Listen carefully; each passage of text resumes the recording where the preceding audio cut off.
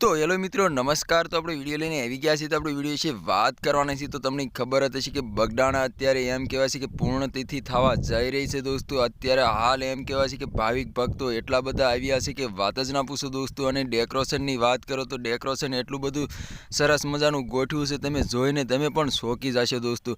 તો દોસ્તો તમને ખબર જ હશે કે બગડાણાની અંદર ઘણા બધા ચમત્કારો પણ જોવા મળી રહ્યા છે દોસ્તો। તો આપણે એના વિશે ચર્ચા કરવા જઈ રહ્યા છે, પણ એ પહેલાં તમે કમેન્ટની અંદર બાપા સીતારામ જરૂર ને જરૂર લખી નાખજો દોસ્તો। તો તમને ખબર જ હશે કે 48મી બાપાની પૂર્ણતિથિ છે દોસ્તો। હાલ અત્યારે બગડાણાની અંદર ભાવિક ભક્તો દૂર દૂરથી આવ્યા છે, એમ કહેવાય છે કે દર્શન કરવા માટે દોસ્તો। તમે બગડાણા ગયા છો કે નથી ગયા કમેન્ટ કરીને જરૂર ને જરૂર બતાવજો દોસ્તો।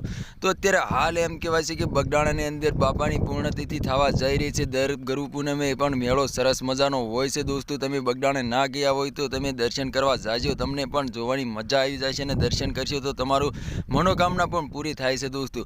તો દોસ્તો બગડાણાની અંદર ઘણા બધા ચમત્કારો પણ જોવા મળ્યા છે। બાપાનો એટલો પરસો છે કે વાત જ ના પૂછો દોસ્તો। એક વડલો છે, વડલાની અંદર બાપા બજરંગદાસ બાપુ સાક્ષાત દર્શન પણ આપે છે દોસ્તો। હાલ અત્યારે બાપાની 48મી પૂર્ણતિથિ થવા જઈ રહી છે દોસ્તો। અત્યારે તમે જોઈ શકો છો દોસ્તો, એમ કહેવાય છે કે બજરંગદાસ બાપાને મંદિર એટલું બધું મસ્ત શણગાર્યું છે કે વાત જ ના પૂછો દોસ્તો। તો અત્યારે હાલ ગુજરાતના બધા લોકો પણ પહોંચી ગયા છે, દેશ વિદેશથી પણ લોકો આવી ગયા છે। ઘણા લોકો વાહન લઈને આવતા હોય છે, ઘણા બધા લોકો ચાલીને પણ આવતા હોય છે બાપાની પૂર્ણતિથિની અંદર, એમ કહેવાય છે કે પોતાની માનતા કરવા દોસ્તો।